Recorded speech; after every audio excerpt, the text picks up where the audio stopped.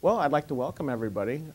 Thank you for coming. My name is Keith St. Clair. I teach political science here at Grand Rapids Community College. And my colleague Roland Gani teaches English. English department. Yeah. So we're both glad to be here to share with you our knowledge of Egypt, which is a fascinating country. Roland's knowledge is a little bit more personal, having been born and grown up there.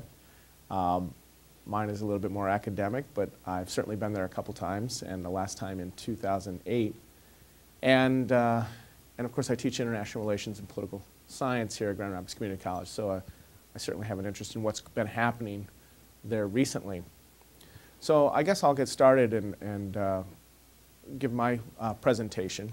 Along the way, I've got some slides that I've taken from some of my tourist travels there as well. And certainly Egypt is known for that, and that is certainly makes Egypt remarkable. For me, Egypt was one of the most fascinating countries I've ever been to.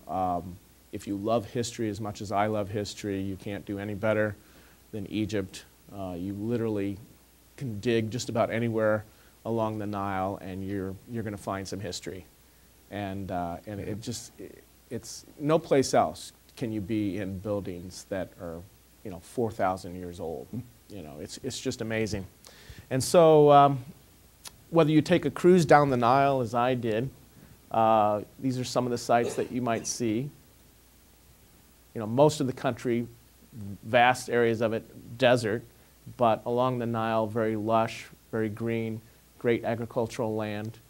You might take a ship like this for one of your cruises down the Nile. Some of you, I'm sure, have been. If you haven't, I hope that the time is more suitable to go again, because it'll be a shame if that tourism is reduced in any way. You might meet Agatha Christie on one of these, That's right, you can look them up. Here are the Sphinx and the pyramids are certainly a highlight. Yeah, I managed to climb all the way to the top when I was 20. That's 57 years ago. And your brother told me the same, that he did the same thing. Yes. And the pyramids are right outside of Cairo. This is Abu Simbel. This is in the far south, a little bit more of a stretch for tourists. Luxor and Karnak. And wherever you go, you find armed security, army to take care of the tourist. Egypt depends a lot on tourist dollars, and so and Egypt up until recently under Mubarak, a police state, both I think not only for protection of the tourists but also an employment scheme. It is a way to reduce unemployment by giving people jobs. But Egypt was perfectly safe up until this year to travel. I can't really speak for it now, not having been there since the uprising. But I never felt endangered in Egypt. Certainly its long history going back to the pharaohs and the ancient religions therein, but certainly Egypt had a role to play in early Christianity. Christianity coming quickly to Egypt from the Levant. And you see a lot of the symbolism in ancient Egyptian religion replicated in Christianity. And you even see Christianity today. This is a church, a modern church, near Aswan in Egypt. And it's important to note, and I don't think a lot of people know it, but about 10% of the population of Egypt is Christian, Coptic Christians. And the Coptic meaning is the ancient word for Egyptian, basically. Yeah. And so we think of Egypt, we think of a Muslim country. Well, certainly it is. Islam is the dominant religion there, but certainly a large number of Christians in the Middle East in Egypt. And Egypt is also important beyond its boundaries. I mean, it being predominantly an Arab-speaking country, it's been said that 1/4 of all Arabs in the world are Egyptian. I mean, the population of Egypt is considerable. Over 80 million people live in Egypt, dwarfing the population of any of the neighboring countries in the Arab world. So the fact that 10% of its population is Christian shows you that there are a lot of Arab Christians. Yeah. And here you see some of the symbolism. This is actually the Coptic script and language. The Coptic language is mostly a dead language, but it is still spoken in ceremony, perhaps like Latin is spoken in a Roman Catholic service. And it has been replaced by Arabic with the coming of the Arab empires, but they still hang on to this ancient language. Yep. And they don't use the old hieroglyphs anymore. They use it adopted the Greek script and alphabet. And so when the Coptic priests speak it, you know, they read it in the Greek. And here's a Coptic monk. Yeah. And the Coptic churches in Egypt are full. The monasteries are full. People are really practicing the religion there. Same for Islam. You know, maybe a generation ago, you wouldn't have seen, you know, people reciting the Quran, public praying as much. But today, since the late 1960s, religious practice has grown in importance, both within Islam and in Christianity. These are some of the guards around the Christian churches. These individuals over here were all Christian army personnel, and this was a Muslim security guard. And so they're not quite needed around the mosque, but they are needed around the churches because it is a minority faith, and there has been some violence recently. And even though I think many educated Egyptians get along quite well with their Christian neighbors, but in certain areas where Muslim fundamentalism is important and they don't really interact with Christians, there has been some animosity. This is a deacon at that same church. He's actually tattooed a mark on his hand showing that he's a Christian. Yeah. Egyptians carry around ID cards, and the ID cards are required to show what religion you are, Christian or Muslim. This is the Muhammad Ali Mosque in the Citadel in Cairo. Certainly Islam is practiced there. You see people bending down in prayer, but you also can find that happening even on the streets. This gentleman right here has a prayer bruise on the forehead. You see this quite a lot in Egypt, and it's almost a mark of pride. Basically, when Muslims pray, they prostrate themselves and touch their head to the floor. Well, you do that enough, you do that hard enough, and it develops a mark there. So it is a matter of pride, I guess, to say that you have this or to show that you have this. Maybe it's too much pride, but nevertheless, you do see it. This is outside the Al-Azhar University, which is an important religious center for Muslims in Egypt.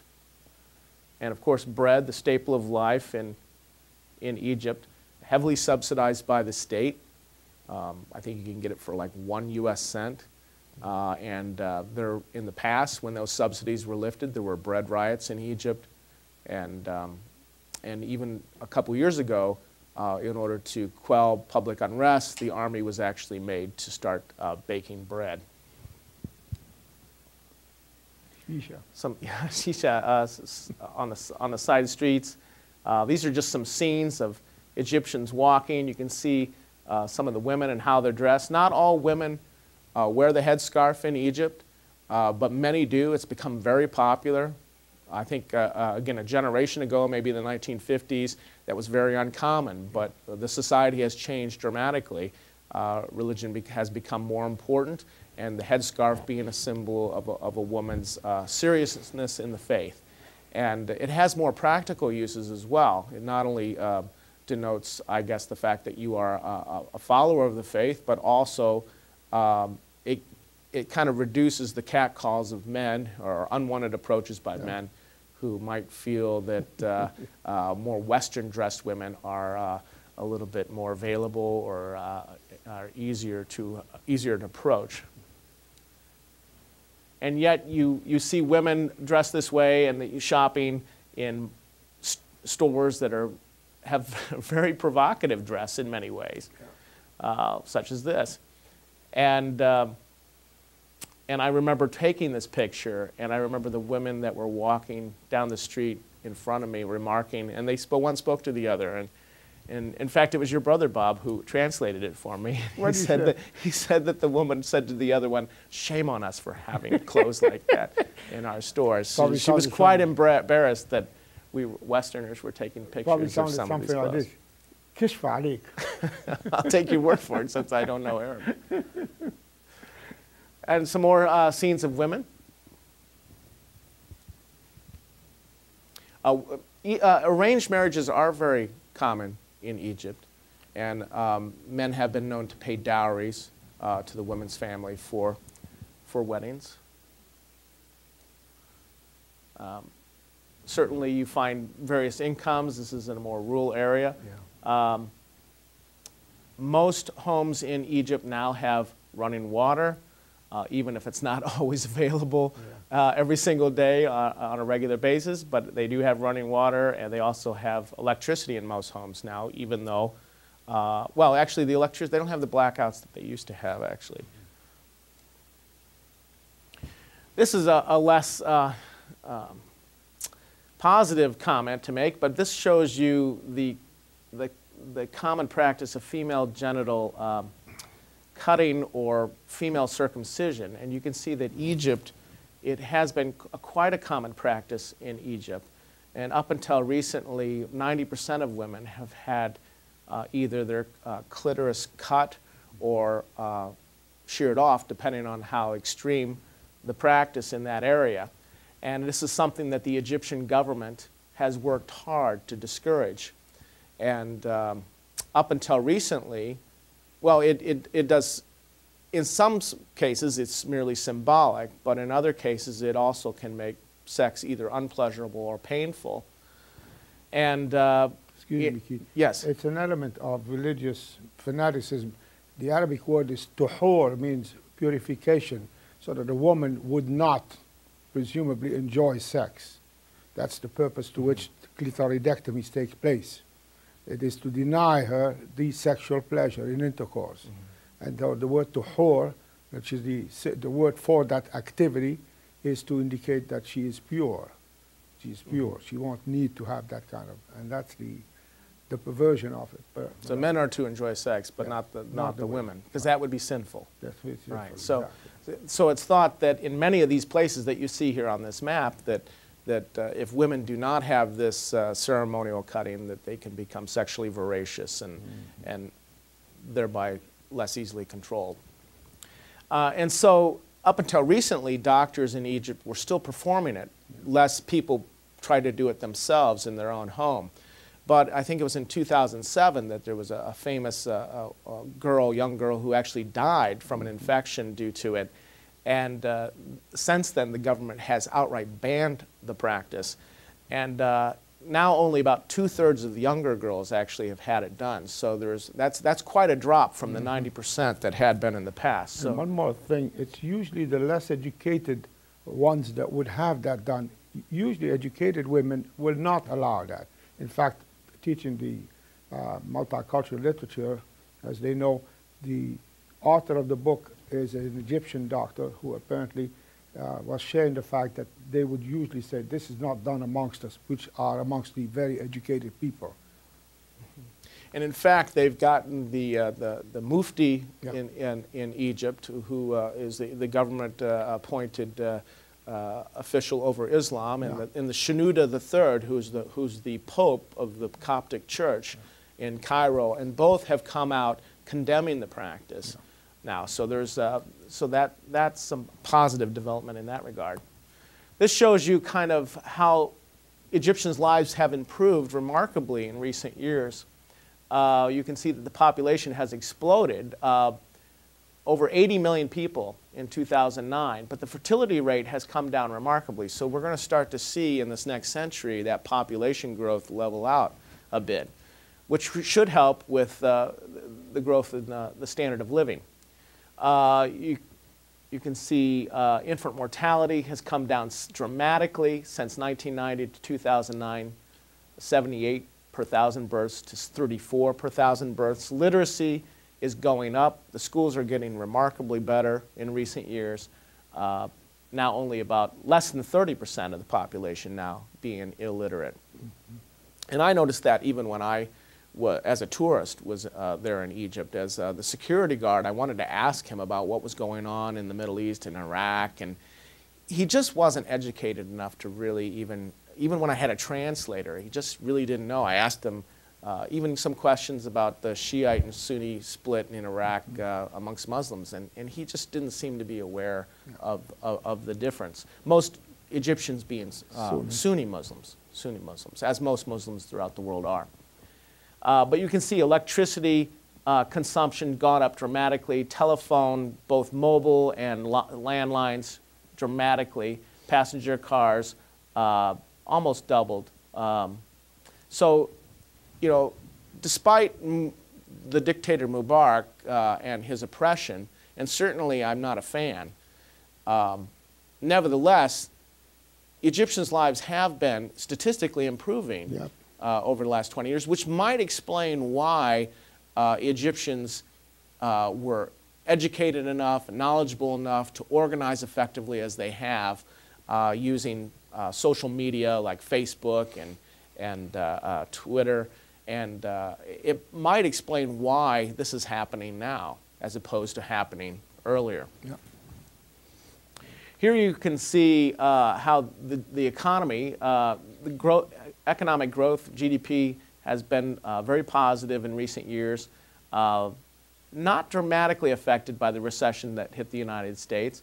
And then GDP, as a part of the economy, you can see that tourism is certainly very important here in the green, manufacturing, mining, and petroleum. You know, Egypt does have a significant amount of oil. It doesn't have anything near the scale of Saudi Arabia, but it is an important export. Or Libya next door. Or Libya, yeah. And here you have even the Suez Canal. It shows you the importance to that. I mean, that can't be underestimated, both in its contribution to the GDP of Egypt, but also its importance strategically for the United States and why we should care.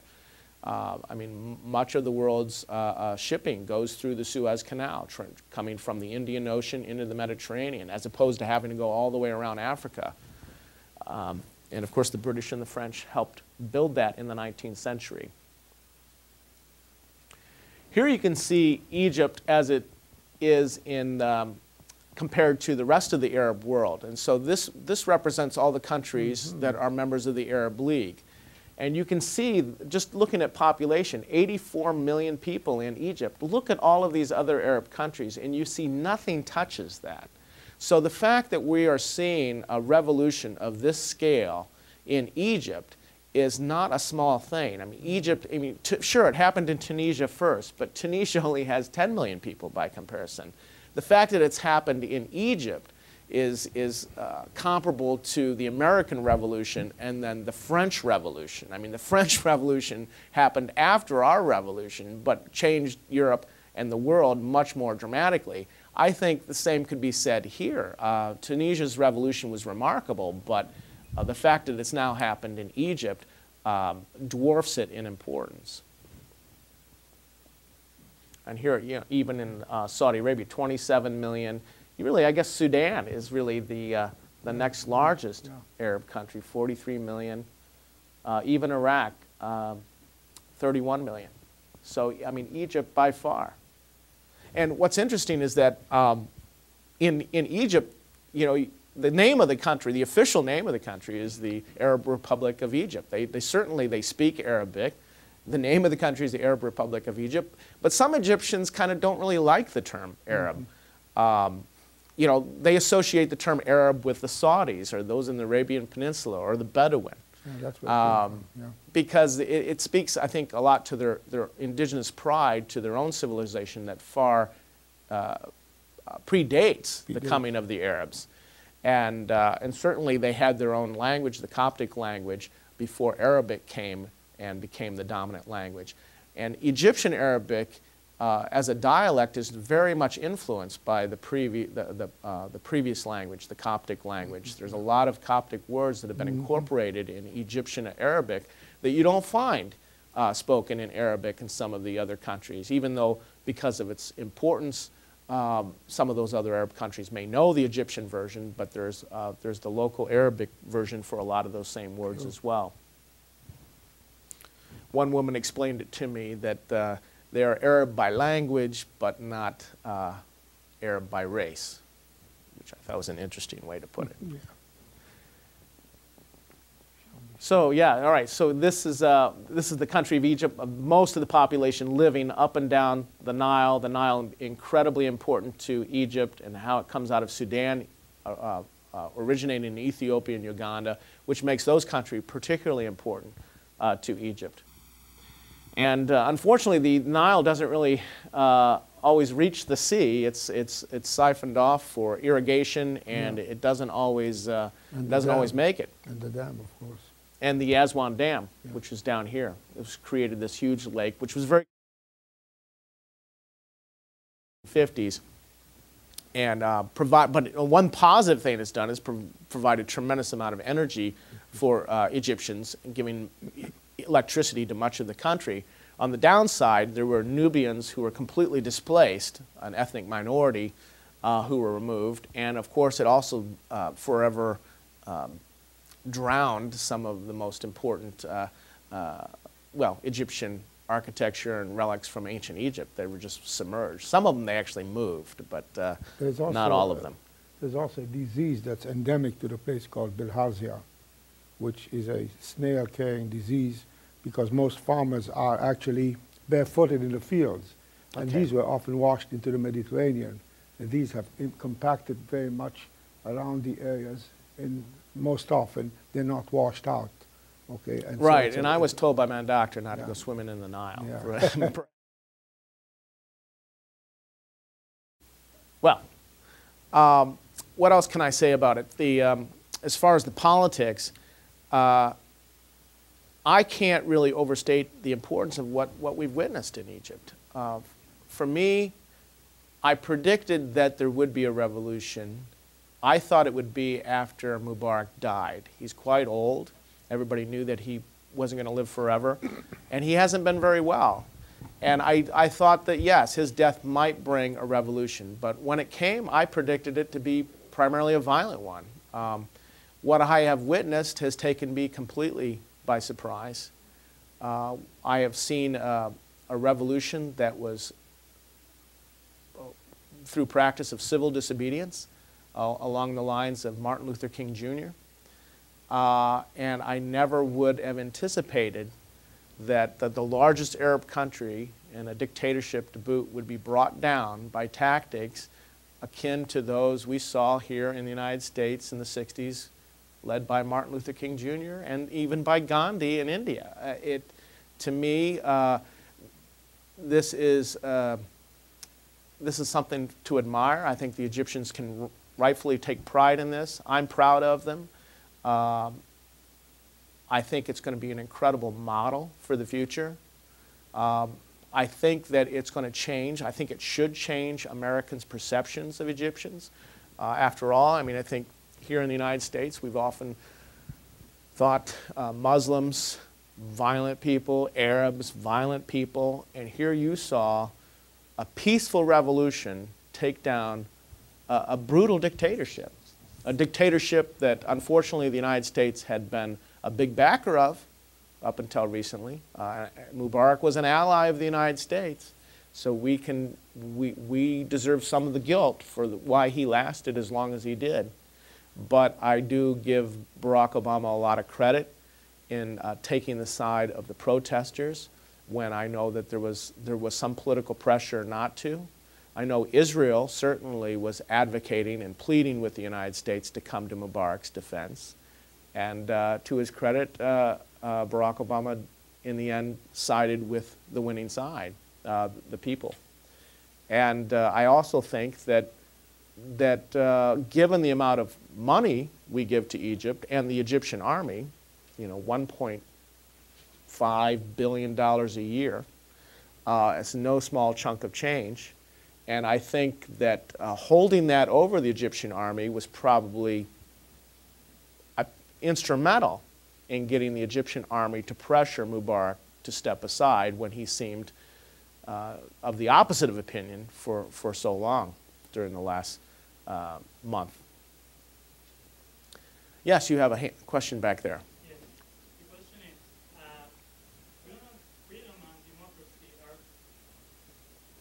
You might wait for the mic so this can be broadcast. Okay. Well, I have a question. Freedom and democracy are two key American values, and we hold those values as very important for us, and we wanted other countries to hold those values. The question is, why did we support Mubarak for so long if we knew that he was against those key values for democracy, freedom and democracy? And why did we have to wait until the Egyptian people made a revolution for us to realize that they deserve those values just as we Westerners do? Well, my answer would be that the U.S. presidents have seen it in our interest to side with the dictator as opposed to any mass movement. I mean, democracy is messy. I mean, even now, we really don't know what it's going to bring. I mean, I've been incredibly amazed by how peaceful it's been so far in Egypt. It doesn't mean that it's going to stay that way. It could turn south. Yeah. I mean, I don't know. It's risky, but I'm optimistic.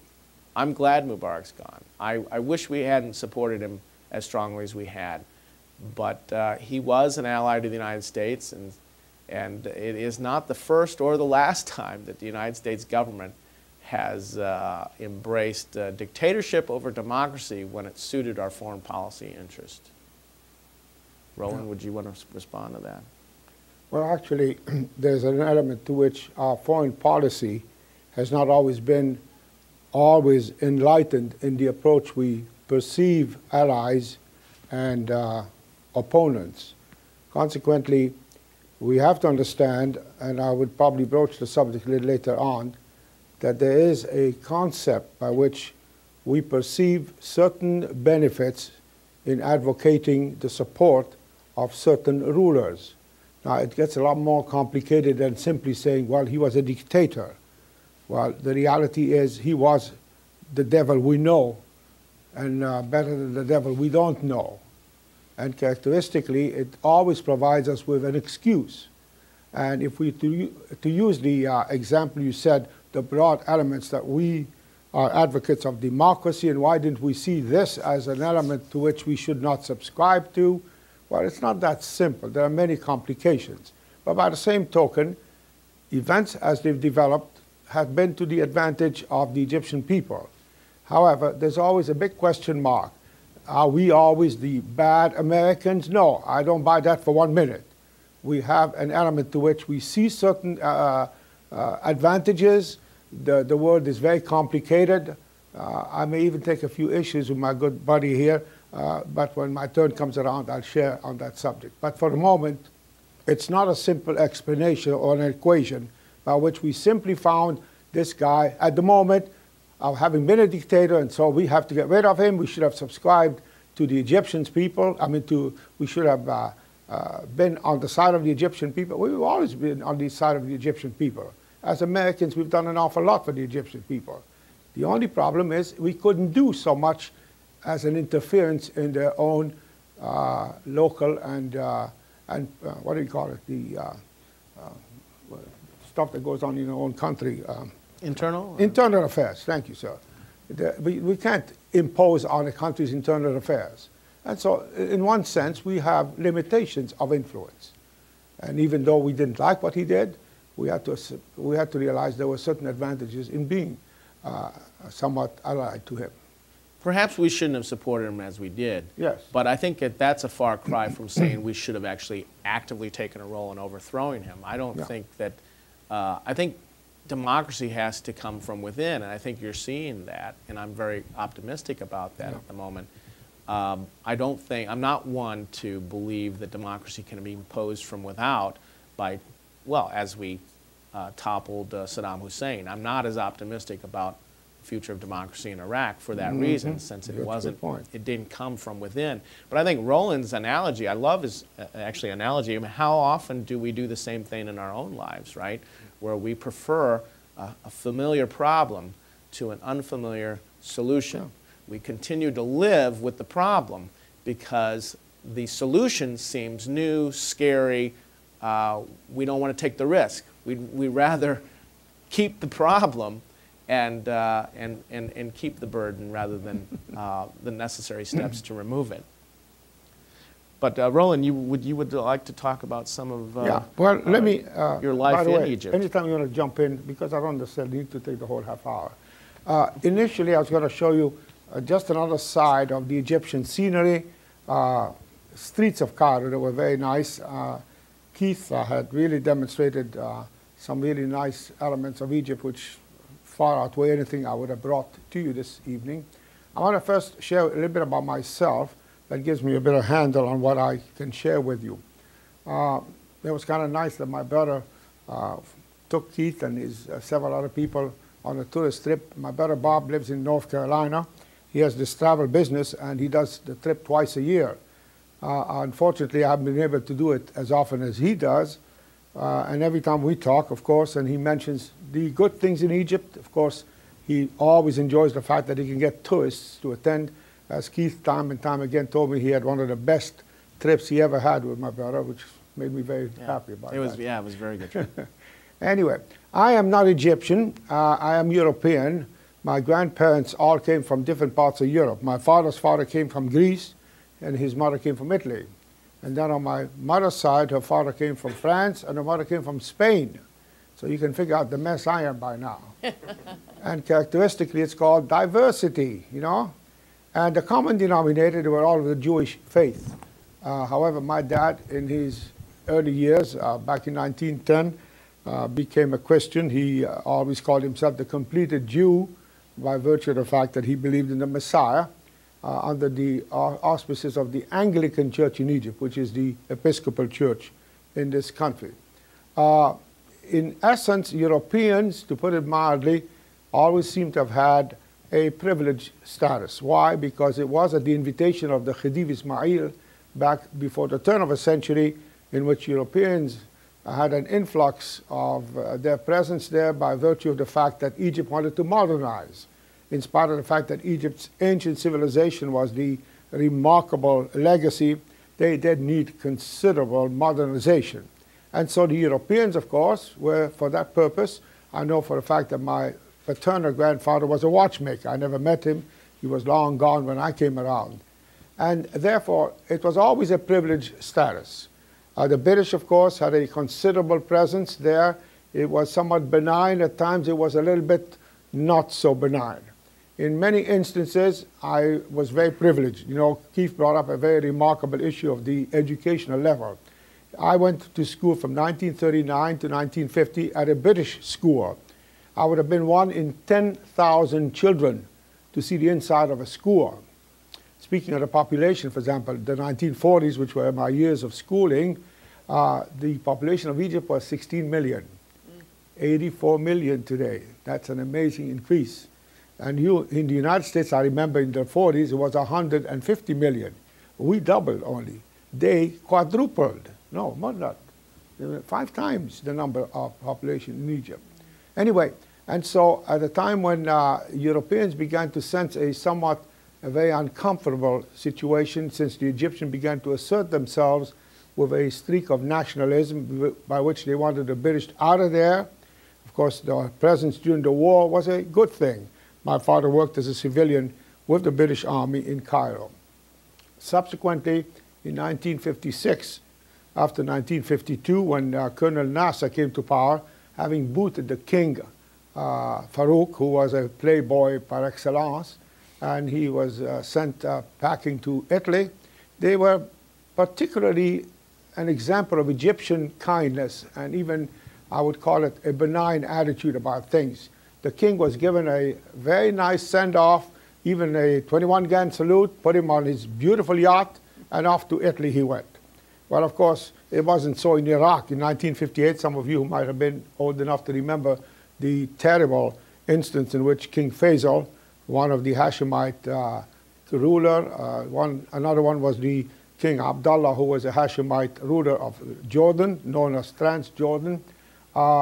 They were dragged, the king and his prime minister were dragged in the streets, their body, after having been slain.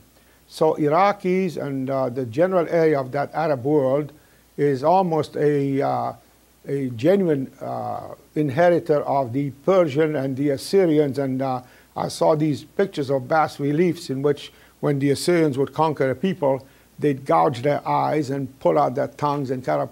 Egyptians are considerably more benign. And as Keith pointed out, they don't always like the label of being Arabs, okay? They go far beyond that. And the Copts, usually, having been Christians before the Arab invasion, and subsequently, in my microphone figures I'm shouting too much. Before the Arab invasion of the 7th century, they apparently had been a Christian nation, a whole Christian nation. He pointed out they were early Christians then. And so consequently, when they maintained their Christian affiliation over the centuries, they would be considered the true Egyptians. Now, of course, there were intermarriages between the influx of the Arabs from the Arabian Peninsula and with the local Egyptians, and those, of course, who were converted very often at the point of a sword, just like the invasion of South America by the Catholic Church. So these are things that happen, not a very pleasant element of history. Nonetheless, the Copts are the true Egyptians. They call themselves really the true Egyptians. Now, in essence, I want to point out a little bit about making a quantum leap here. After 1956, we came to Canada. I subsequently came to the United States for university studies, and I've been in the U.S. since 1957. I'm very, very proud to be an adopted American. I do find it sometimes a little bit of a concern of mine when I hear the so-called experts on every hand presenting a point of view of events that take place in the Middle East. And I have to tell you, I am no more an expert than any of them, except I have a slightly different approach, having been steeped in the Arabic environment. I speak 5 different languages. My 3 mother tongues are English, French, and Arabic. When my brothers and I get on the phone, we never run out of a word. If we don't find it in English, we go in Arabic. If we don't find it in Arabic, we go in French, okay? And it gets very confusing too, but it's a great way to communicate. I wouldn't advise it though. Anyway, characteristically, and then of course Hebrew, I taught it in seminary, and some Italian, because my grandmother was Italian. Characteristically, the politics of the region is very, very complicated. Well, having said this, what does that mean? There's one thing that we should understand, and I'm going to say this controversially. There's a hegemony in the whole Middle Eastern Arab world. That hegemony is Islam. Now, let me make it clear. I do not disparage Islam. I have Muslim friends here in town, very wonderful PhDs and MDs that are my buddies. But we do know that the word Islam predominates all aspects of life in the Muslim majority countries. When we speak of democracies, we have to understand that the word is strange. It doesn't fit the temperament and the area of that world. Keith made a very interesting point about Iraq. I would venture to say that it's not going to be a democratic. These countries need liberty. They need freedom. They don't need a political system. And if we're going to somehow impart a political system of democracy to that part of the world, I can assure you it's going to fail. That's not the whole emphasis of the life of the Middle Eastern world, in fact the Arab world in particular, is dependent on the religion. It is political, it is theological, it is social, it is academic, it's on all levels. I'm teaching a multicultural literature class. I have one student here, and the author is a good friend of mine. Her name is Dr. Leila Ahmed. She was of a very prominent family in Egypt. She suffered the consequences of Nasser booting the king, and of course those who were very wealthy were called feudals, and they became the object of great persecution. She ended up in England, got a PhD from Cambridge University. She is at present the head of women's studies in Harvard Divinity School. Dr. Ahmed and I are good friends. We talk about she's a Muslim. Of course, we do broach the subject of Islam, and you brought up a very interesting point about that female genital mutilation. And of course, we talk because it's in her book. She points out she has a memoir that she covers the areas with a sort of a very strong precaution about how she would try to explain her understanding of Islam. And to her, it's a feminist projection of how Islam is understood by women compared to the men. The men have pretty much a monopoly of the interpretation. There's something called the difference between the oral, O-R-A-L, and the oral, A-U-R-A-L. Women take the oral perception of Islam. The men take it literally from the Quran. I am a very strong reader of the Quran. I read Arabic perfectly. I even tutor one of our Arabic professors in the school. She comes once a week. I have her read the Arabic language in the way that it should be read, even though she teaches an elementary level of Arabic at our school.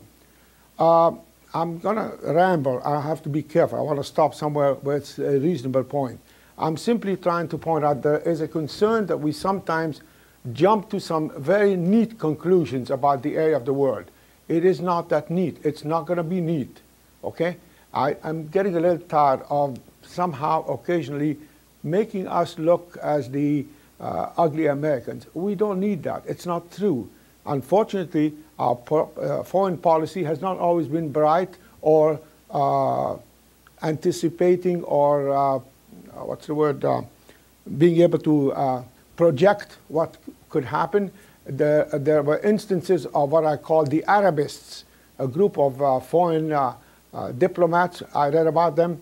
They were remarkable. Why? Because they were actually living in Egypt for a long, long, long time. They had to almost be saturated with the whole temperament of the country. It's not a simple way of saying, well, we understand this from a political interpretation. There's much more beyond the politics of the issue. And therefore, we need to be a bit careful. I would very much like to see the whole area settle down.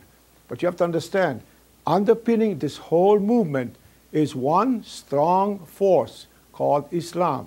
How this is going to translate as a peaceful acceptance of issues associated with minorities, with the relationship with the Western world, or whether the Muslim Brotherhood is going to take over in many of these places. They are sitting in the wings, my friends. It's a fact. I lived and I know who they are. I've seen it in Egypt. No wonder the king and Colonel Nasser and everyone who followed him put them at bay. They were either imprisoned or they were executed. The Muslim Brotherhood. Now, these guys were Muslims themselves, but why would they take it out on this radical element? Because they didn't see it as a progressive aspect to which the country can both associate with the rest of the civilized world and be a secular society. So, Hosni Mubarak was a secularist. That's an interesting point. We need to not to forget that. Let's see what happens of that newfound freedom. And while I'm very much enthused about what I see in Egypt, because I'm in touch with many of my church-related friends who are still finding it some difficulty. We are in touch with all my relations and my cousins and everybody that lived there have long gone since left the country. And so in essence, I'm not so sure I can always enlighten people on the subject, because even I'm not sure how it's going to turn out. It's very nice to see these progressive instances of freedom. But let's not always label things neatly as it's a democracy. What is a democracy, for heaven's sake? There's something called the tyranny of a democracy, called the majority. You know what happens when a majority has the upper hand on all scores? With all due respect to our own leaders in our nation, they had it gung-ho for the first 2 years of our country. Come last November, it changed the scene, didn't it? And what I'm saying is, yes, it's a democracy, but what does it mean? Do we really relate to each other in a proper way? Or is it once one group becomes the majority, we're going to have it our way or the highway? So I'm bringing too many things to bear here in my conversation. I'm trying to point out that these kind of elements do not easily fit the concept of the Middle Eastern temperament. In fact, I would even go further. All Muslim countries who are in a majority are taking into account that they have the last word on everything. Those who opposed it, one very, very remarkable lady who was the Prime Minister of Pakistan, educated in Britain, guess what? She was murdered. Another guy recently, a mayor or whatever he was, a regional county leader in Pakistan, because he simply protected a woman who had said something. I'm not so sure what the issue was. He was a Christian. He was assassinated by his bodyguard. We have to understand, Islam is not easily defined. And I keep repeating, I have wonderful Muslim friends here who would know I'll be talking to you this way. I have a good friend of mine. He is the head of the Muslim community in this town, Dr. Ali Mitwali. He's from Egypt. He and I get together. We have a bite together. We talk about these things. He's not the kind of a Muslim that I need to worry about, because he's in the United States. He is a secularist. He is a gentleman, but he also believes strongly in his faith. And in this sense, of course, it's a different perspective of Islam. That's not the way it is in the world, where predominantly, when Muslims are in the predominance, it's becoming a very different story. I think I should stop now, and maybe you'll have a question. Yes. I guess this is on. I had a couple questions I'd love to hear your comments on. Back to the first question that was answered or asked about, why would we support such a leader as Mubarak? I haven't heard either one of you yet mention his predecessor, Anwar Sadat, and I thought maybe the reason we supported the current Egypt is, I thought, and I'm not nearly as educated as the two of you, I thought there was quite a love affair going on back when Anwar Sadat was alive in 80, 81, and I wanted to know if that was when our support began and continued. And then my second question tied to that is, if we had such a love affair and this man won the Nobel Peace Prize for the work that he did, how did it ever occur that such a different individual took over and ran the same country for 30 years? To me, that seems like an oxymoron. And then the second thing, and I'll get off here, you said something very intriguing. To us as Americans, we need to learn this is not black and white, this is not simple. You said they don't want a democracy. That's They what I want, said. right, Yeah. they want freedom. And as an American, I need to understand, because this The is the only difference. culture I've been raised in. What is the difference? Because a lot of times we perceive freedom means democracy. Well, obviously, maybe not. I think my political scientist friend would give you a better answer on that last part particularly. Yeah, first, the first part of your question, you're correct. I think the United States rapprochement with Egypt really started under Anwar Sadat, and Sadat's ability to reach out to Israel and make peace with Israel during the Carter administration was I think, pivotal. And it's, you could say, you could look at it cynically in the fact that we've given Israel $3 billion a year every year since that peace treaty was signed, and Egypt $1.5 billion. You could say that we bribed them to make peace, but it still took some courage on their part, and certainly on Anwar Sadat's part, because he was assassinated because of it by his own people. It did get Egypt back the Sinai Peninsula that Israel had taken from them. And in many ways, it kind of put Egypt on the current path. I don't see Mubarak all that different from Anwar Sadat. I mean, Nasser, Sadat, Mubarak. I mean, they all basically, to me, are the same regime that originally overthrew the king back in 1952. And these generals have basically been running the country ever since. And it hasn't been a democracy. No. So I kind of see Mubarak as a continuation of Sadat in some ways. I don't think Sadat was reviled by many of his own people for reaching out to Israel like he did, but in many ways I think Egypt politically benefited because of it, and certainly the U.S.-Egyptian relationship benefited because of it, and I think Mubarak was just a continuation of that. So, ever since that peace agreement, Egypt had been a strong ally of the United States. I suppose, you could say a dictator. Why would we be so close to a dictator? Well, again, foreign policy-wise, it was in our interest. You could say, yes, it violated our principles of democracy, but it wasn't the first or the last time that we've overlooked that principle in order to benefit a foreign policy interest of ours. And I'm not excusing it. And yes, I do think that maybe we could have brought more pressure to bear earlier. Certainly George W. Bush talked a lot about Mubarak freeing up the press and allowing more contested elections. And Mubarak made some overtures in that direction. But in many ways, President Bush made it very difficult for Mubarak to do that, even if he was serious about democratic reforms, because he basically was asking, President Bush was asking Mubarak to free up his society and allow more democratic exchange and contested elections at the very time that President Bush was also asking Mubarak to do incredibly unpopular things by basically, condoning our invasion of Iraq. And these types of policies during the Bush administration enraged Arabs throughout the Arab world, including in Egypt. And so for Mubarak to have actually followed Bush's advice at that time would have been very unwise. It probably, he might not have got out of it with his life. So it was kind of contradictory. In many ways, I think if President Bush was in charge today, I think that he would have actually came to Mubarak's defense at the request of Israel. Israel wanted us to defend Mubarak. Israel did not want to see Mubarak overthrown because he's a known quantity over democracy, which is an unknown quantity.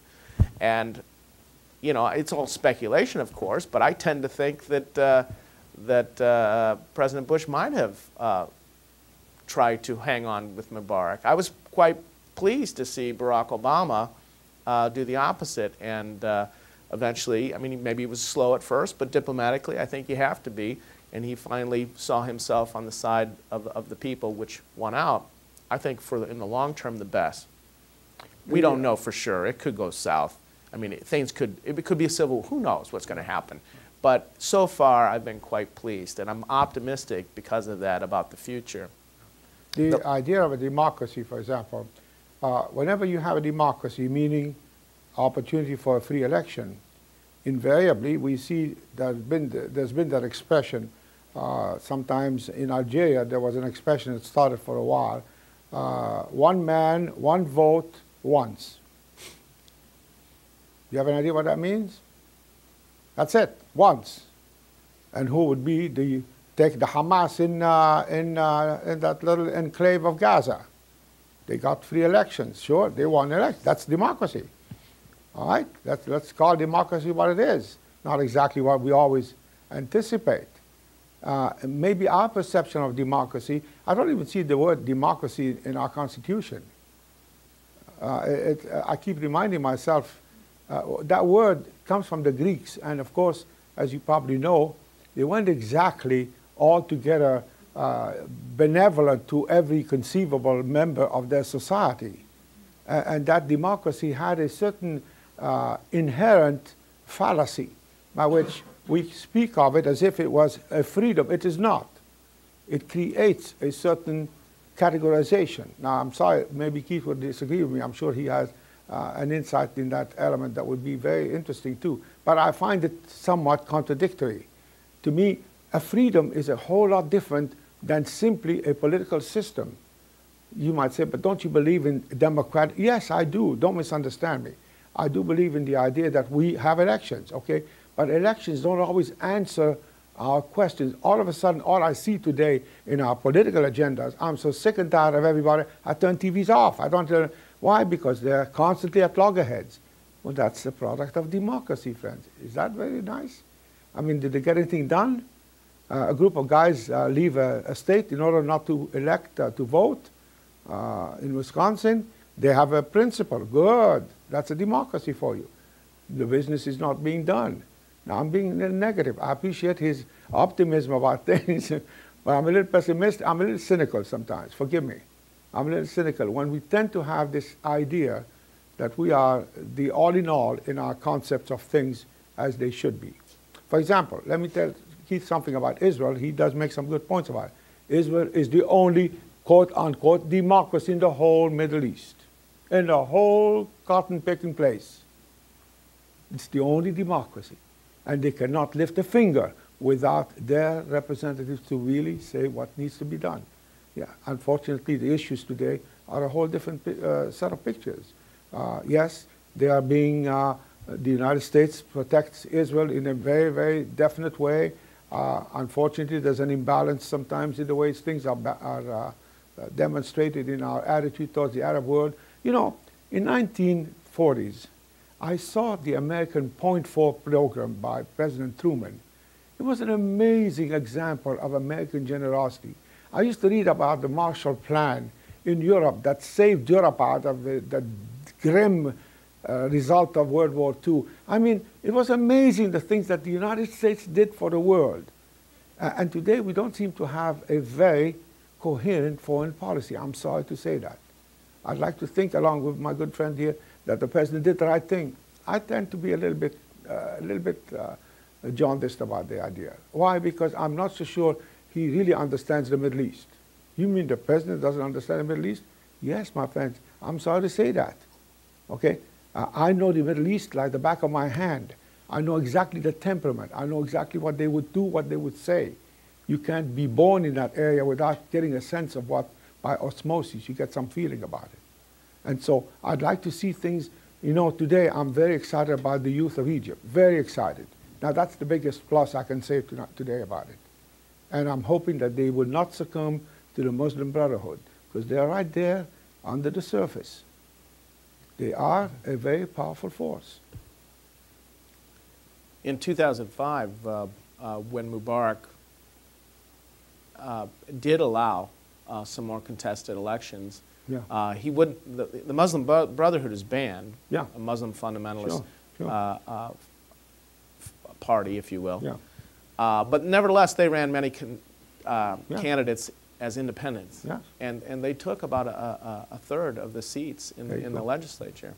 And Mubarak did not repeat that mistake the next time. Yeah, thank you He for saw reminding me. to it that all of those I forgot about those that. independent candidates were either could not run or did not win Yeah. in the next parliamentary election. You know, your question about democracy being at odds with liberty. You know, Fareed Zakaria, famous international political analyst, has written about this. But even our founding fathers were aware of the contention between the two, Yep. and how democracy can be the enemy of Yeah. liberty. In other words, they talk about, you know, our founding fathers talked about the tyranny of the majority. You know, we rebelled against what we considered tyranny under British rule, and they were aware that a king or an individual, a dictator, if you will, could certainly usurp the liberties of all, but they were also equally aware that the majority of people can be just as tyrannical over any minority. I mean, a majority can just as easily take your rights and liberties away, even easier, I would say, than any dictator or king could. Yeah. And so, you know, I think that's what you're referring to. I mean, we've even seen that here in our own country, haven't we? I mean, here we're so proud of our democracy, but I mean, since September 11th, how easily the majority of people in this country have allowed our Constitution to be violated, allowing arbitrary arrest, indefinite detention, torture of prisoners, be they foreigners or even, in a few cases, American citizens in the whole Guantanamo Bay. I mean, how easy the majority of people in this country have been willing to look the other way with regards to our Constitution. Why? Because they're afraid. And it was amazing how fear could be used as a tool by the majority to just completely ignore some of the most basic tenets of our Constitution, the right to appeal for a writ of habeas corpus, and so on. So, you know, the majority can be very tyrannical. Anyway, did that answer your question? Yes. I just had a question. I've never been to that part of the world, but I'm curious. Oh, I'm sorry. Okay. Anyway, I've never been to that part of the world, but what I find interesting is, or get your view on, with the advent of the internet and exposure to Western culture, lifestyles, the life that we lead in this part of the world, are very fortunate to have in some of these less developed countries and in areas of the world that have extreme poverty. But the extent that you think that the internet, and then beyond that, all of this social media explosion that's been going on, has had an impact on making a lot of this stuff happen in the world right now. And you see it in China and some of these other places in the world where, you know, it's, if you follow my drift, that, you know, I guess I get the feeling that there are a lot of areas of the world where people get, once they get exposure to some of the Western lifestyle and some of the things that we have over here, we're very fortunate to have that they don't have in other areas of the world, that it's maybe caused some of this, you know, I don't want to call it an uprising, but particularly among the young people, to realize that there's, you know, that maybe, you know, the current, you know, their current culture or their lifestyle or whatever, you know, there might be a better way for them. So I don't know if that makes sense or not, but just to the extent that maybe the internet played a part in some of this. Well, I think the internet, social media, Facebook, Twitter, definitely played a role in the ability of these peaceful protesters to effectively organize and take on the Mubarak's regime. I think it was absolutely essential, those communication links. I think we can add to the fact that in the last 10 years, we've seen, well, prior to 2000, most of the media in Egypt was controlled by the state, including the television and newspapers. And since the year 2000, private-owned TV stations and newspapers in Egypt are now got wider audiences than the state-controlled media. Now, that's not to say that the private media didn't buckle to Mubarak's whim as well, but you also you had a decentralization of control over the media, allowing a little bit more criticism than had existed before. I also think that was instrumental. Not to mention Al Jazeera. It's satellite television that people in Egypt are able to get. I mean, Al Jazeera out of Qatar has revolutionized the dissemination of information in the Arab world. And do they have bias? Absolutely. But you know, our media has a very pro-American bias as well. I would say that Al Jazeera is a pretty respectable news organization. You know, you should always be aware of any organization's bias, but nevertheless, for the most part, it's pretty good news coverage. Yep. I think it seems many Americans are naive about the persecution of Christians in that region. Do you think, can you speculate at all, do you think Christians will be more persecuted in the future in that region? Well, I think that was Roland's fear when he was talking about the worries of a democracy, knowing that it's going to be Muslims who are in the majority. You know, will they turn on the minority and usurp their liberties? You know, it's possible. Certainly, there's some evidence in the past to show that might be a legitimate concern. I mean, I mentioned the fact that there has been some Muslim-Christian violence in Egypt. But there's also been some other contrary evidence. I mean, recently there was, you know, a couple months ago, was it December, that there was actually an attack on a Christian church in Alexandria, and some Christians were killed. And you saw Egyptians nationwide, Muslim and Christian, taken to the streets in candlelight vigils in support of the victims who happened to be Christian. In this recent civil disobedience and protest, you saw Muslim clerics and Christian Coptic priests in the streets together, arm in arm, shouting for the downfall of Mubarak. I mean, when I was last in Egypt, I had a Egyptian Christian guide, and he hated Mubarak. I mean, it wasn't like Christians were any more in favor of Mubarak than the Muslims were. He was universally despised. And as far as the oppressiveness of religion, let me just point out that you know, it's not just Muslim fundamentalists, but we've got Christian fundamentalists as well. And in some ways in Egypt, the Coptic Church is even more oppressive because they don't grant divorces.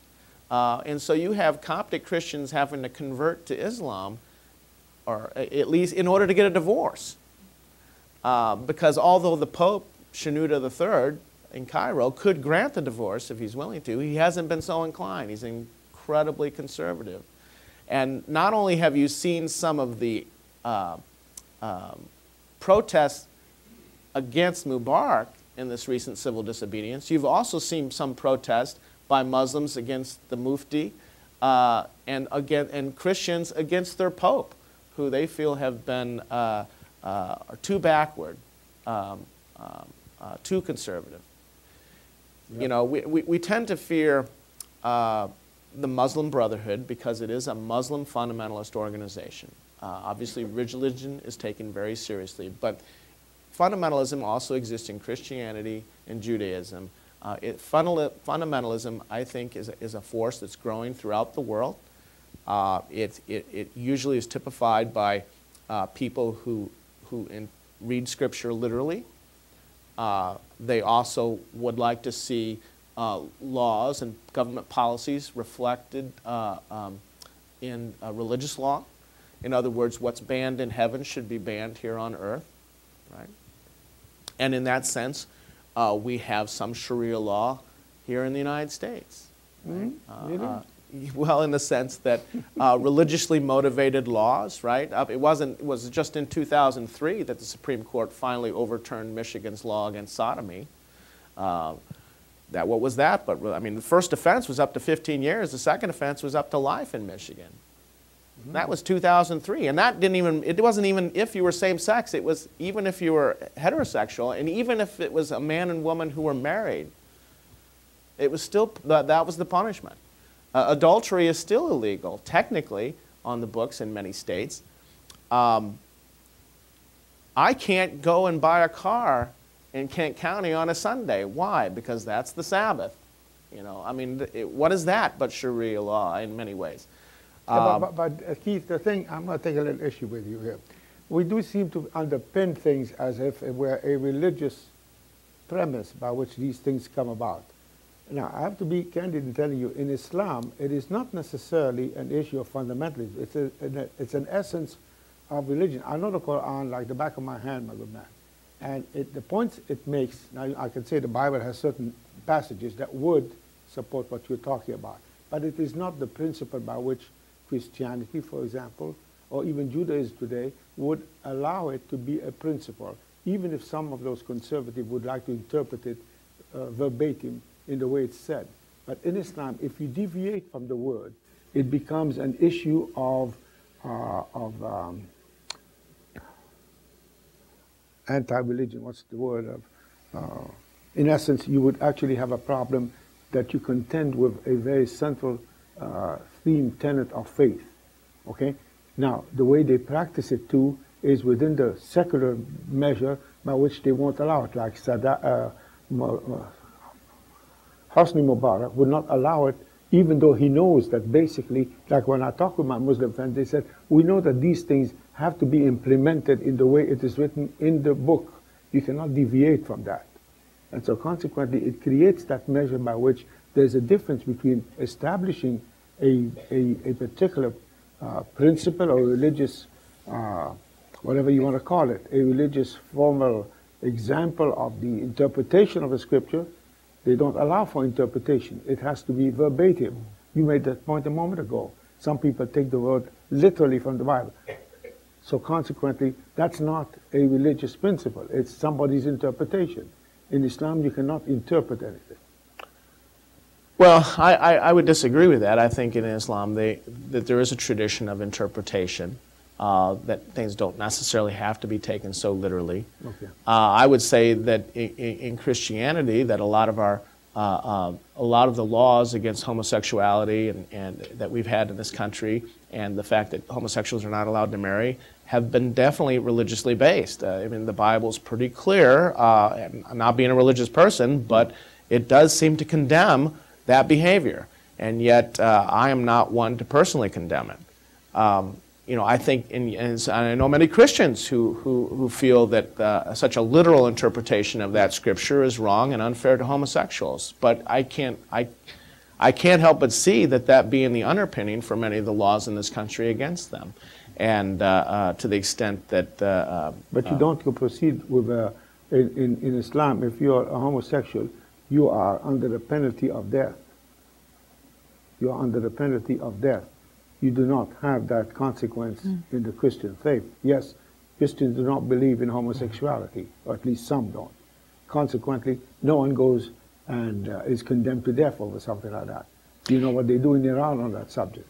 Well, I can't quote scripture, but I think the Bible seems to condemn the act if you read it literally. In the condemnation in the sense that you are an apostate, for example, but that's it. You're not condemned physically. You're not condemned as an execution. Don't get me wrong. I don't have a problem with fundamentalists. I mean, my best man in my wedding is a fundamentalist. Oh, how nice. And you know, and we're great friends. I can remember before he was born again, and certainly the man's changed. And yet we still remain great friends. And he worries about my soul. He's told me that. But we get past that. Most fundamentalists, be they Christian, Jew, or Muslim, are great people. Man, I mean, they're very devout. They take their faith very seriously.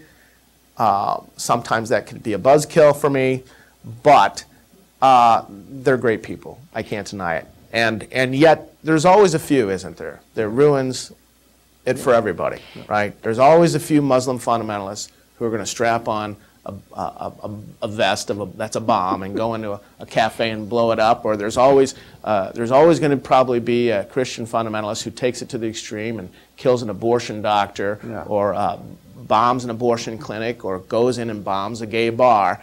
But we should not taint all fundamentalists just because there's a few nutballs out there. Most Christian fundamentalists, Muslim fundamentalists, have never killed anybody and never would. And so I think that our fear of the Muslim Brotherhood might be similar. I mean, most people in the Muslim Brotherhood have never killed anybody. Just a follow-up comment, kind of a question too, but I think, again, maybe we're naive in thinking, I think I've heard a lot, I've studied a lot, and people are killed in that region if they convert from Muslim or Islam to Christianity. And I think we don't really see that, and we don't do that here. So I don't know that it's just a faction. I think it's more than that, quite frankly, and that's just, you know, my opinion from my research. Well, it is a sin in Islam to turn against the faith. And if you convert from Islam to Christianity or any other faith, you are an apostate. That's correct. But whether or not that's going to get you killed very much depends on the individual or the nut who feels inclined to actually carry that out. I would say that most Muslims would frown on that conversion, but would live and let live. Yeah, that's true. I would like to ask a question. I came in a little late, so I didn't really get your introductions, but that's besides the fact. So I want to ask a question about what do you, either one of you, know about what the American CIA may be doing in this region of the world, and I would think it would be a little naive to believe that they're not there. And if they are there, where would they find themselves, on what side, and where are they supporting? It seems like in watching Frontline last night that there's a lot of young people who are very politically active and have quite a reputation, and they're moving forward with some very freedom-based agendas, which I think is a good thing. But what do you two know or have any idea or suspect of what the American CIA may be doing there, and what is its agenda? Well, the CIA answers to President Barack Obama. So the CIA's agenda, by necessity, is Barack Obama's agenda. And from all I can see is that Barack Obama seems quite pleased with the overthrow of Mubarak and how it was conducted by the people of Egypt. And I predict that he sees an opportunity there for lasting change throughout the Middle East in the Arab world, and even with the peace talks with Israel and the Palestinians, which were going nowhere prior to this overthrow. I'm optimistic that that somehow Israel's and Prime Minister Netanyahu of Israel now have to think twice about how complacent they were in their status quo, and how much this has shaken up the status quo. You know, for all the talk of Israel being a democracy, you know, I'm not going to get into that debate, but I will contend that Israel has been opposed to the spread of democracy to the Arab world, and Israel is not happy about the prospects of Egypt becoming a democracy, because democracy is messy and it's not as easily controlled. Israel was quite content with the dictator Mubarak because it was a known quantity. They knew they could work with him. He had actually been an ally of Israel, helping to cut off Hamas in the Gaza Strip. And Israel could not be more unnerved by democracy spreading to Egypt. And the last thing Israel wants to see is this carry on to other Arab countries, because the more Arab countries that are democratic, the more they have to answer to their people as opposed to the dictator. The dictators can be co-opted by Israel. Israel can't easily co-opt the majority of the populace in many of these Arab countries. So in many ways, they might feel even more threatened. What's it going to mean for the future of the peace agreement between Egypt and Israel? For that matter, Jordan's the only other Arab country that currently has a peace agreement with Israel. If King Abdullah in Jordan is overthrown, what would that mean for that peace agreement? It's all very unnerving for the Israelis. So for all of their talk of being proud of democracy in the Middle East, they certainly are not inclined to see it want to spread. And for good reason, though. I think, yeah, for good reason from their point of view, but from our point of view, I think it's a good thing, because I think it puts pressure on Israel to see the value of making a peace sooner with the Palestinians rather than later. If democracy is going to spread to these other Arab countries, and it is going to create this vast unknown, the sooner that they can make peace with the Palestinians, the sooner they can take on any other external threat that poses itself. So I think there's actually more of an incentive now than there ever was last year for the Israelis to take peace talks with the Palestinians serious. I mean, I can't predict that Netanyahu's going to see it that way, but I think somebody might in Israel. I can't update that, but I usually feel the CIA is an unknown quantity in every instance, in every generation, in every presidency. They are almost unpredictable. And frankly, I would say I wouldn't have a clue what they would be doing over there. It's true, as Keith said, they answer to the president, but you'd be surprised how often they take on initiatives of their own. And so in that sense, probably none of us would know what they're up to. At least that's my opinion. I'm not as suspicious of the CIA going rogue. I tend to think that in the past, where they've claimed to have gone rogue, that they were really getting some encouragement from the White House. But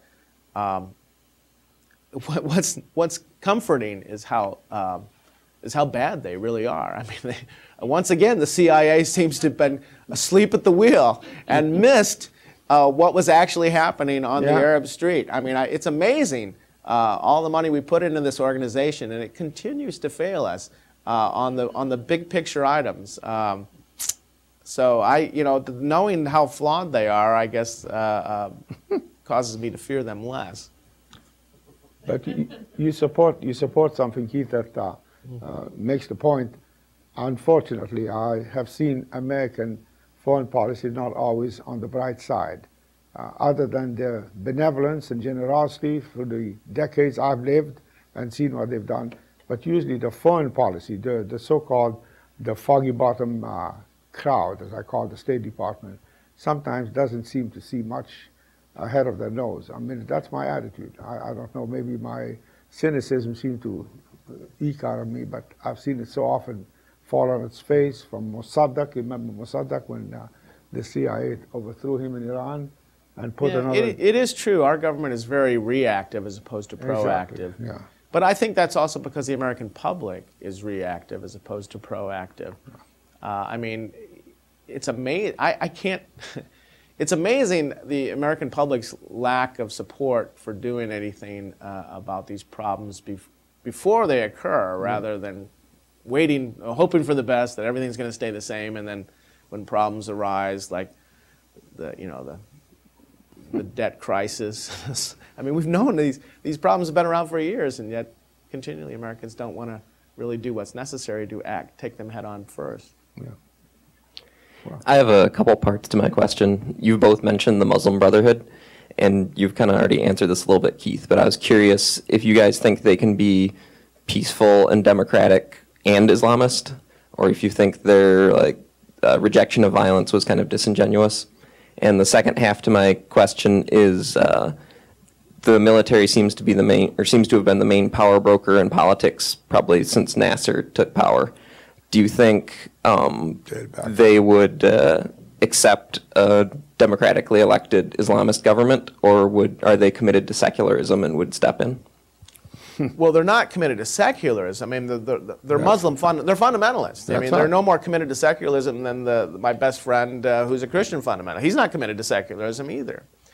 But he's not ready to oppose democratic principles or anything. I mean, yes, Muslim fundamentalists, I believe, can contest elections and vote in a democratic election and support a government that's a democracy just as much as Christian fundamentalists do. I mean, I want to break this connection in many people's minds between Muslim fundamentalists and terrorists. It is not the same thing. Any more than a Christian fundamentalist is automatically a terrorist or someone who's going to bomb an abortion clinic. Just because a few people have done that, we need to separate and lose our fear of fundamentalism. Most fundamentalists have never killed anybody and never would. And I don't know what the future is going to hold for the Muslim Brotherhood in Egypt, but I think, yes, it's entirely plausible that they could be willing to support a true democracy for Egypt and contest elections and in a democratic fashion. I would like to be as optimistic as he is, but I'm not. And I'm going to tell you why. I've seen them work. I've seen them. Now, he's making a very good point over the fact not all fundamentalists are going to go around haywire killing everybody. That's not the way it happens. That's true. The word fundamentalist associated with a human being's behavior need not equate with somebody going berserk and killing everybody in sight. I agree with that 100%. But the agenda of the Muslim Brotherhood is basically they want to have the last word. Iran cannot be a more, he was in Iran, he could tell you a few things about it too. And frankly, a theocratic state is exactly what we have here. They do not actually represent the Muslim Brotherhood, but they are exactly the co-equal with that example of a rigid Sharia law characteristic. Yes, they may say, okay, we want to get into a democratic, but their agenda is basically, I want to have the last word and nobody else is going to have a word, because it's the basic principle underlying the version of Islam that they perceive. There was a young man called Sayyid Qutb. He is the philosopher of the Muslim Brotherhood agenda. He was in the United States for 2 years at one time in the 20s. He wrote an agenda. I read this thing. I couldn't believe it. The things he said about the Western world and how he would want to see Islam overrule every vestige of this globe, okay? But the point is, first of all, when he got to Egypt, get back to Egypt, to his homeland, first thing they asked him is, you keep up this agenda and we'll put you in prison forever. Well, he said, not only this, I'm going to put up the agenda and I'm going to continue to propound for a complete dissolution of the king and everything. They hung him. They hung him. The Muslim leaders of the country hung him. He was so extreme. But he was the godfather of the Muslim Brotherhood. Hassan al-Banna, the guy who started, he was a neighbor in Cairo. We used to see him, very gentleman, very gentle. I mean, a real nice guy. But he would always tell you exactly what his agenda was. Make no mistake. He one time visited a local community place. My dad was an exceptionally good arguer with issues of religion, because he was a Jew who became a Christian and knew the Quran like the back of his hand. So he used to enjoy the company. So Hassan al-Banna became part of the conversation. And at some point, he explained to him, he said, but don't you realize that you don't have any future? You're in a Muslim country. It's going to be a day when we are going to be the last word. Sharia law is going to be dominant. So it never happened, okay? Thank God. You see, Egypt being what it is today, and I'm sincerely hoping that we see this youth exploded revolution to take hold. I'm a little skeptical. Not because the Muslim Brotherhood is going to take over tomorrow, no. But if they have anything to say, they're going to begin to insinuate themselves in a very subtle manner. How, as he just made a point, he said, we don't know what's going to happen. And I would wish to God that they would not have a hand in this kind of future. But I'm also saying that this is the fact of what I've seen in my lifetime. So what can I tell you? What I'm inferring from your, I'm a little disturbed by what I'm inferring from your premise, Roland, that we cannot allow in a democracy fundamentalist parties to exist or contest elections, because I would say that if Egypt is going to be a democracy, we have to allow fundamentalist parties to exist and contest elections. And yes, if they win the election, they have to be allowed to govern. You know, even George W. Bush recognized that, or seemed to recognize it, when he actually supported Hamas taking part in the elections in the Palestinian territories. It's just that when they won the election, he completely backtracked and did everything he could to undermine the elected government that Hamas had installed. I keep saying so just as you fear that if a Muslim fundamentalist party like the Muslim Brotherhood, who are Muslim fundamentalists, should they take over through a direct election and become the government of Egypt, we have to allow that in the same. Otherwise, if we got to say, then we're just as bad as they are. I mean, any secular government that attempts to preempt and say, all right, Muslim fundamentalists can't participate in the election process, we can't accept a victory for Muslim fundamentalists, then the secular government that would do that is just as bad as any fundamentalist government that would do the opposite. Exactly. In Algeria, at one time back here about 20, 25 years ago, the extreme, the Muslim, I don't know what they were called, but they're identical to the Muslim Brotherhood. They won the election. They won. They were the majority. And the military said, no way.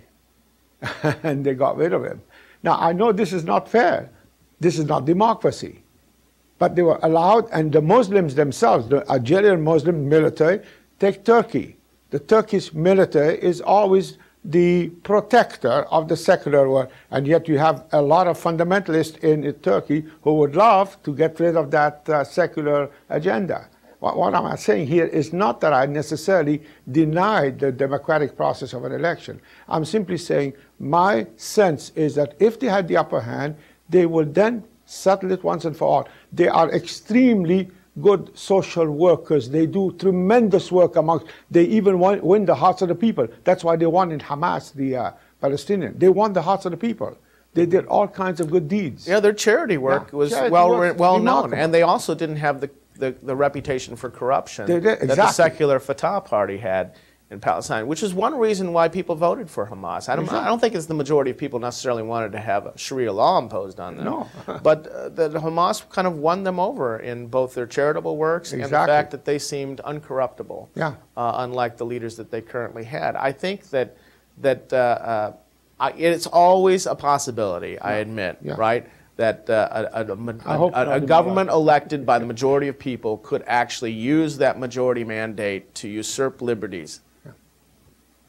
We've seen it in the United States, I think. So, but it hasn't been the end of the world. No. You know, certainly we can rediscover our Constitution. We can rediscover our constitutional liberties, and the pendulum swings both ways. And so I think we have to be open to that in this area of the world. I think you can't have democracy without trust. If you don't trust your fellow citizens, you can't really have a flourishing democracy. So somewhere along the line, both sides, secular fundamentalists, are going to have to trust each other if a democracy is ever going to really work. I hope nobody thinks I'm a fundamentalist, okay? At the beginning of the discussion, you said that you were surprised that in the revolutions that the protests were so peaceful, but there still could be a civil war. What would have to happen for things to turn violent if everybody was still being peaceful? Right. Well, I've been very pleased so far, and so I'm optimistic about the future. But who knows what could happen? I mean, Roland's worst fears could be realized. The Muslim Brotherhood might, form a coup. But I don't think it's to be feared. I don't think Iran is really the model, because in Iran, when they overthrew the Shah back in 1978, the religion was the faith, the Muslim faith, and the mosque were the only place that dissidents really could hide, because it was the one institution. Islam was the one institution that the Shah, as dictatorial as he was, didn't dare take on. And so people had to turn within the mosque in order to form a resistance. But here you found a resistance movement and a civil disobedience breaking out, not from within the mosque, but really from the youth of Egypt. And many of them very well educated, knowledgeable about social media. And really, in many ways, the Muslim Brotherhood was kind of late to the party. They played a role, no doubt. But the Muslim Brotherhood did not endorse the protest as early as they might have. The leadership seemed to be farther behind and just as kind of out of touch as any of the other leadership in Egypt. So I don't think it's what the Iranian Revolution, as easy as that was for the Ayatollah Khomeini to hijack that, I think it was a lot to do because the mosque played a pivotal role in that revolution. I'm not seeing the same thing so far in Egypt, but which is a good point. It's still early. The day is still young. It's ironic that the Iranians were very happy about what happened in Egypt, but as soon as they had a few protesters, they cracked down on them, didn't they? Oh boy, I tell you, talk about confusion. I was just wondering, it seems to me, and I could be wrong on this, that the dictators that were backed by the Americans tended to be, when these revolutions came up, tended to be more peaceful towards their people, whereas the ones who were very anti-American, ergo Libya and Iran, tended to crack down more on them. And I'm wondering if you think that there's a correlation between the Americans possibly muting the response of the dictators as opposed to the other ones who they couldn't mute, or whether it's just a matter of they were smart enough not to back the total nut jobs. No, I agree with you. I think America played a role. I think we didn't orchestrate this revolution. This revolution happened in spite of us. But I do think that Barack Obama put pressure. I mean, we don't give Iran and Libya $1 billion a year. We do give Egypt $1 billion a year, and their army very much depends on that money. The whole thing, And so I think that was something that we really held over the Egyptian military, that allowed the Egyptian military to shake some sense into Mubarak and say, you've got to step aside. So I think that the Americans played a role there. I mean, we don't know. It's hard to know. I mean, I'm not in the White House. I don't exactly know what kind of pressure was being brought to bear behind the scenes, but I'm guessing that we were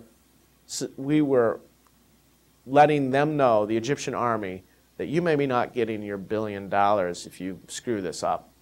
If you don't see the handwriting on the wall, that $1 billion may not be coming your way anymore.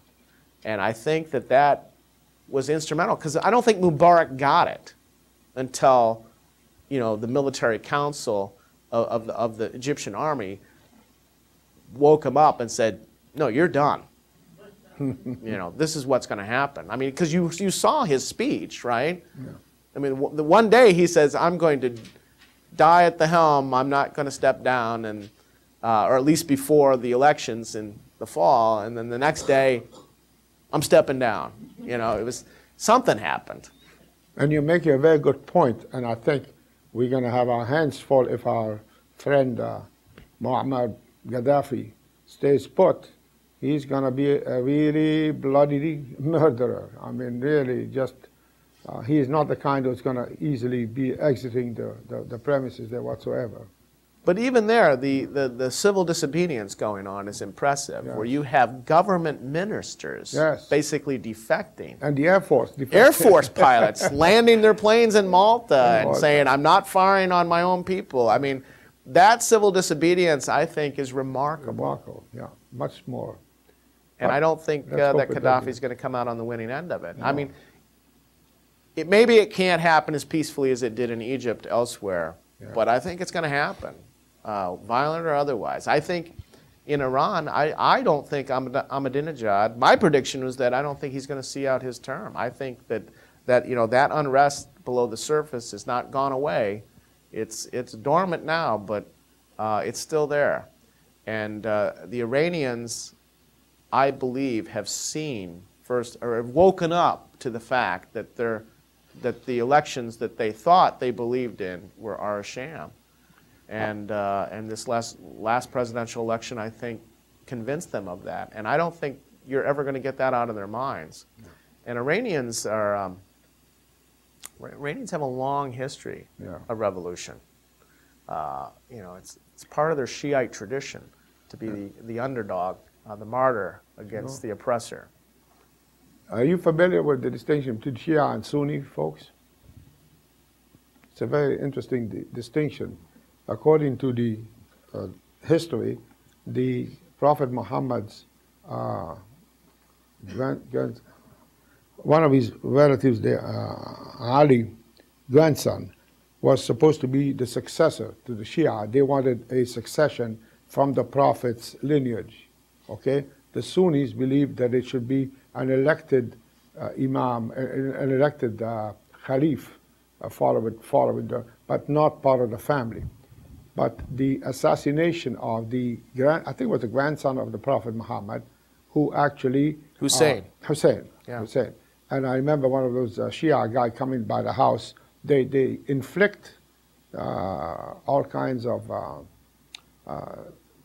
they beat themselves with sticks and knives. And this guy used to come by the house. He had a big stone, and he'd hit his chest, Hassan or Hussein, calling on those martyrs. And the point of the Shia is that they have a perception of a catastrophic ending, sort of like an end of times disaster of some kind that will bring back I forget his name. Imam. No, he's had a different name.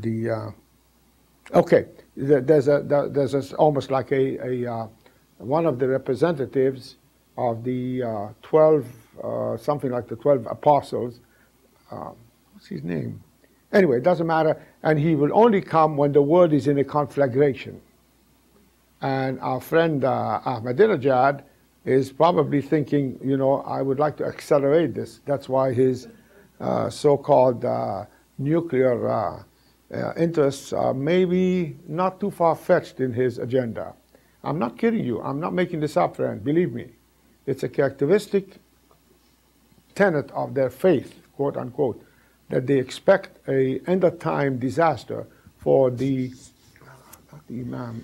I know a lot of Christians who think the same. Yeah, in a sense, you know, and the rapture and so on. But he wants to accelerate it. He wants to bring it on. Well, I know some Christians who would like to accelerate that too, and they see that the founding of Israel is a goal, and they'd like to see the temple rebuilt as a coming of the end times. I mean, I don't think Islam is something that has to be. No, we're not talking about Islam. We're talking about the Shia for the moment. Right, but even you were describing the difference between the Shiite and the Sunni Muslims and how they differed from early on in the faith on who they saw as the proper successor of Muhammad. And you're right, the Shiites believed it needed to be a blood descendant of Muhammad. You know, his daughter Fatima married his cousin Ali, and their children Hussein, and that line needed to be the proper successor to the Prophet. Well, the Shiite lost the struggle to the Sunnis, and the Sunnis murdered systematically all of the Shiite leaders, and they were all betrayed, and they died deaths, and the Shiites commemorate them as martyrs, and they believe that this 12th Imam is going to return. They're waiting for this Messiah figure to come back. Sunnis aren't waiting for that. The vast majority of the world's Muslims. The Mahdi. The Mahdi. Yeah, the Mahdi, yeah. But 90% of the world's Muslims are Sunni and only 10% Shiite. It just so happens that Iran is one of the few countries where Shiites are in the majority. The other one being Iraq, Bahrain, and Azerbaijan. Most countries, Sunnis are in the majority. And they haven't gotten along, that's very true. But all Christians haven't gotten along either. You know, the Protestants and Catholics, Yeah, that's true. they've gone at it. You know, fortunately, we haven't experienced that kind of violence in this country, but they know what it's like in Ireland. Oh, yeah. Is there another question? Thank you. I think Perhaps we've taxed our time and we've taxed our audience, but I thank you all for coming in. I thank Roland for joining me here. Thank you again. Thank you, Keith. Appreciate it.